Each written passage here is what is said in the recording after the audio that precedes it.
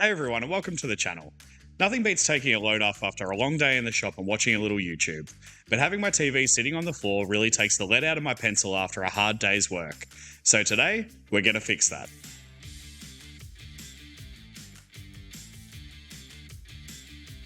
This is my first time actually trying to record my face while I talk, and I have no doubt this won't be perfect, but let's see how this goes. We're going to be starting with a sheet of premium birch ply.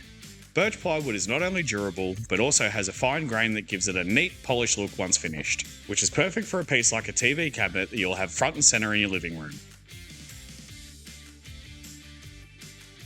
It's terribly expensive, but should cut down a lot on sanding when it comes to that step. We are going to be painting this one, so I'll take all the help I can get when it comes to finishing. I'll start off by setting the length of the cabinet. I'm shooting for somewhere around 1.6 metre or about 5 foot in length. I'm not feeling brave enough today to try and force this through my little table saw, so I'll square up my saw track, then clamp it onto the sheet and space it up with a few waste blocks so I don't cut into my tabletop. Then set the height of the blade and run through the sheet. It looks to be doing an okay job, so I can run it all the way across.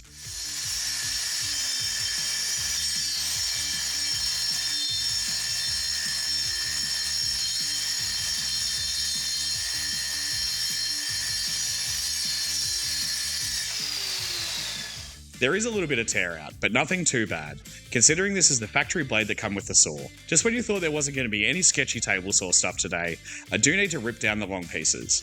I'm shooting for about 500mm deep on this one, so I'll run through that big piece that will make up our base, and then the two smaller pieces that will make up our sides.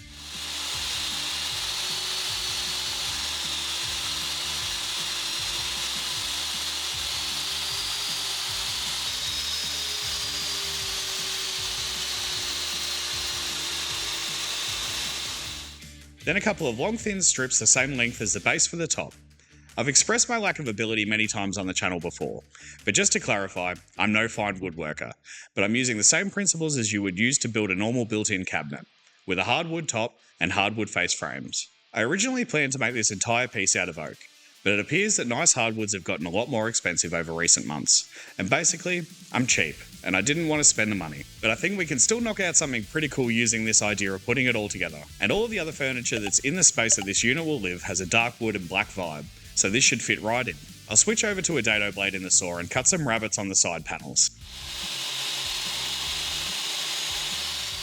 I've only got a 6mm or 1/4 inch blade in here, so I'll set my fence to 19mm or 3/4 inch, take a pass, and then bump it in to widen the slot with the next pass.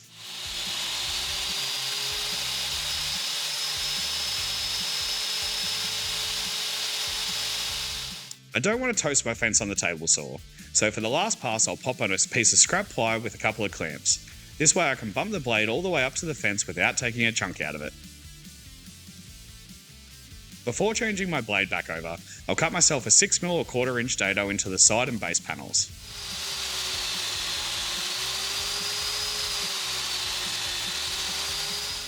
I'm just going to use a piece of MDF for the back panel on this one, as it paints well, and again, it's cheap.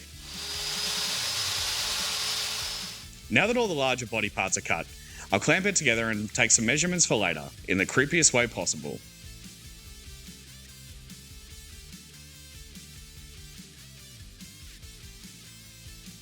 The cabinet style of joinery continues with marking out for my screws, hitting the marks with a pre-drilling countersink thing and screwing them all together.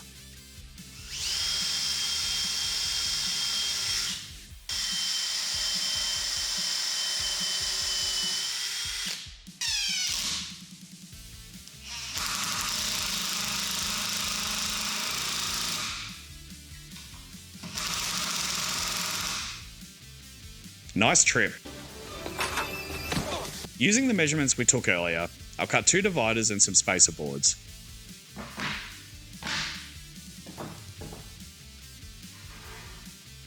I've set these ones exactly-ish a 1/4 of the total internal distance inside the carcass. This will be important later, I promise. Then just screw them in, and would you believe it, they're pretty square. That doesn't sound like much, but for me, apparently that's exciting. I've also cut these ones a little narrower than the side and bottom pieces, to leave a little space at the back of our cabinet to slot in our back panel.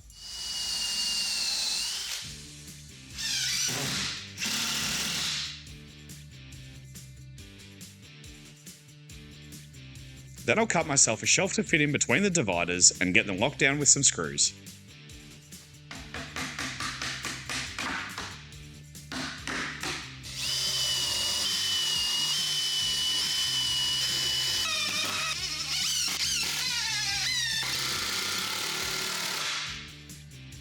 Then we can chuck a little filler in any of the screw head holes and in little gaps around the outside corners.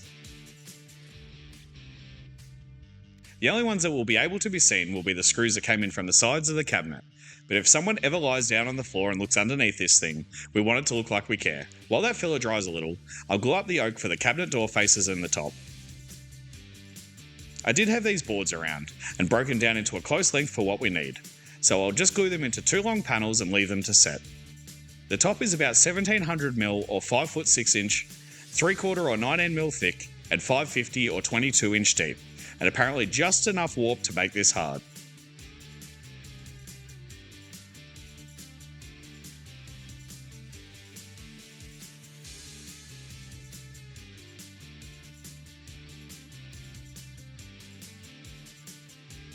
While the glue dries on our panels, back to the cabinet. This step here in hindsight was probably a bit of a mistake. I'm running around the inside edges at the front end of the cabinet with a round over bit.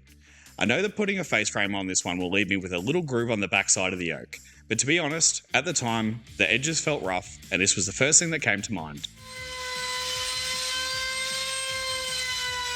Mistakes aside, I'll rip down a few thin strips of oak to 19mm thick, mark them out for length off the body of the cabinet and get them glued and clamped into place.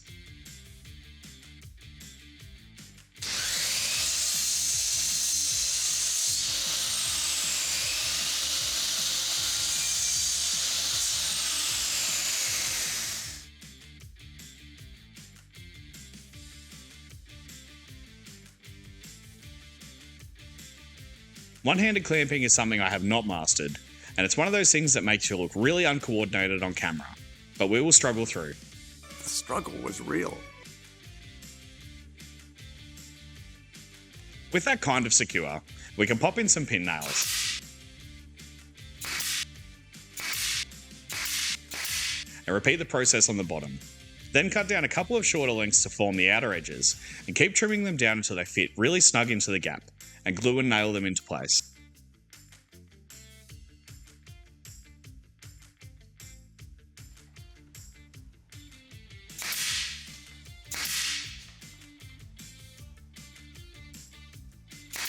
Now I can switch over to a flush trim router bit and get these edges all nice and smooth.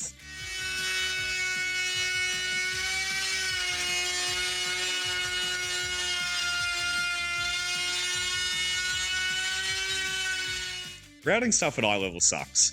No matter what I did, I couldn't stop the little bits sneaking their way in around my glasses, so a face shield makes this a lot less painful, and you kind of feel like an astronaut. With everything flush trimmed, I'll switch over to a round over and soften up these edges. For the last step on building this cabinet carcass, I'll cut down my 1/4 inch MDF to make the back panel, and drop them into the slots we made earlier. It's a little snug, but it fits, so I'll call that a win.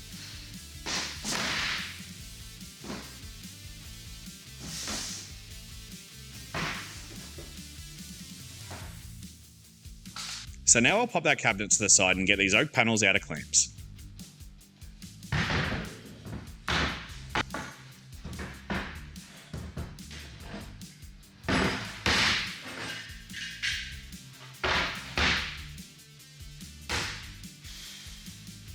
I'm guessing that sanding these panels is not going to be exciting.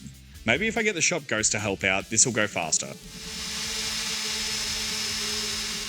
But no, apparently they apply no downward pressure due to their lack of any weight, so I'll get over there and get it done.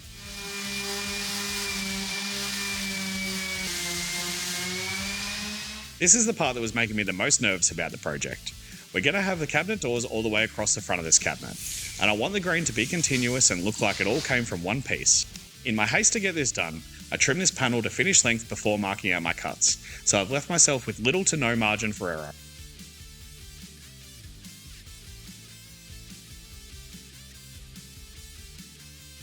But it's not going to cut itself, so I'll mathematics this into 4 equal pieces and get them cut down on the miter saw.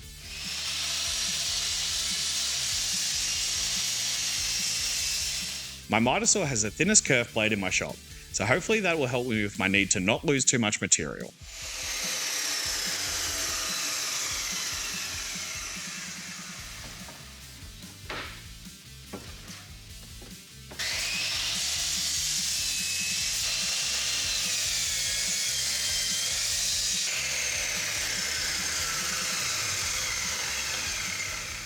And that seemed to go okay. I can already tell I'm going to have a little gap, but it shouldn't be too bad, I think. Now I can drill for the hinges.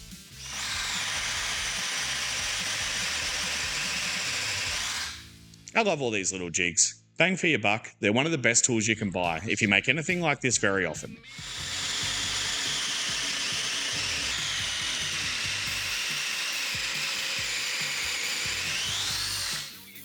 And for this week's big purchase, I've been eyeing off one of these little hinge pre-drilling bits. I'm not sure why I've never bought one of these before. They aren't expensive, but damn, they make this easier.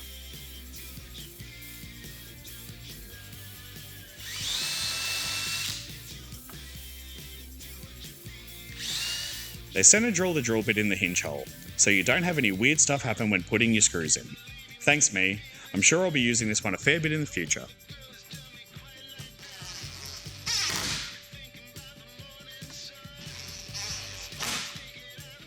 But enough about how much of a big shot I am. Now I can take myself down a few notches. When I made the panel that was going to form my door faces, I knew it was going to be very close to the right width with the pieces I had around. Some might say a little too close. I do have a pinch more than desirable gap on the top and bottom of my door faces. It's not too bad, and because this thing will be quite dark, I don't think it'll be super noticeable. Maybe I should return that gift to myself.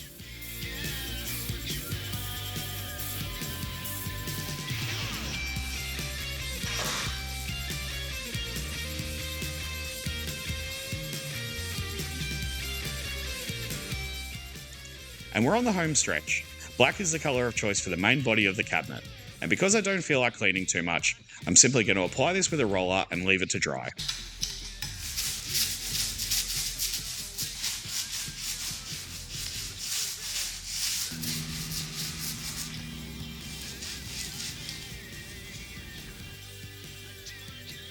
Then onto the stain.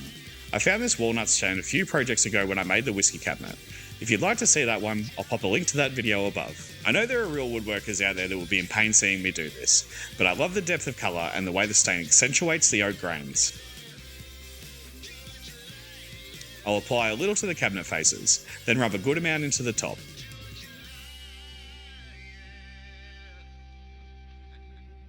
Then leave it to set for a little while and buff off the excess. The best thing about that stain, aside from the cool colour, is how quick it dries. It's only been about an hour, and I can get to applying our protective finish.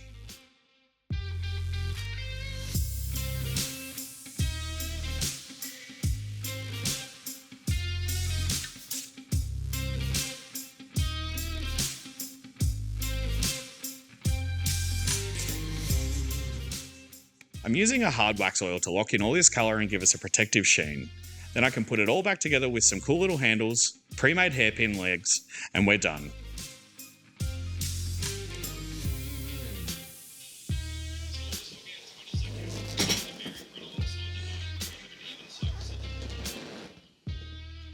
I'm pretty chuffed with how this has come out, considering it's a really simple construction with a little extra flair.